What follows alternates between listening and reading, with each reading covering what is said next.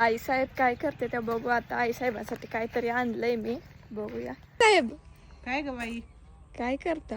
काय नाही बसली आता, झालंय घरातलं. अजून कपडे धुवायचे ते का? कपडे धुवायचे ती तू वाळलेले कपडे नेहमी बाहेरच ठेवली ती तो तिथं बाहेरचा शर्ट पडलाय, माझा ब्लाऊज वर आहे तिथं. बर जाऊ दे, ही धरा. अर्ध ढाळा खायला आला का? कशा रानात गेलती आता तुला? उगाच गेली होती. चांगलं वाटत आले तुम्ही आपण बारका असताना गेलेलो तिकडं ढाळा येणार मी जात असते सारखं, तुम्ही आता.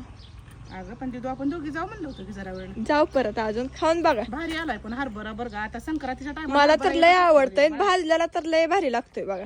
भाजायला तर आजी एवढं एवढं सोलून आणती अशी, हम्म माहित नाही का घाट तोडून. तर आणि भाजून हरभरा काढायच्या वेळेस पण हिरवं हिरवं जास्त असतंय की, पण भाजायला चांगलं लागतंय. लय भारी लागतंय आता भाजून, संक्रांतीला 2-3 वाण दिवस करायला खायला चांगलं. संक्रांतीला वाण करायला लागतंय की, बोरं आणायची जाऊन हुडकून. हा, त्याला पण लय काय काय लागतंय. काय काय लागतंय त्याच्यामुळे असा ढाळा आलाय मस्त पैकी हिरवागार. आणि ज्वारीची कणसं लागत असते ते ना संक्रांतीला. हुरडा काय काय असतो अगोदर ही झाल्यावर पुन्हा हुरडा खायचा भाजून.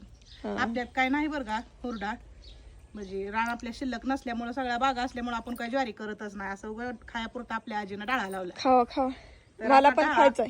ढाळा हाय हिरवा असा आणि देशी आहे बरं का ही ढाळा.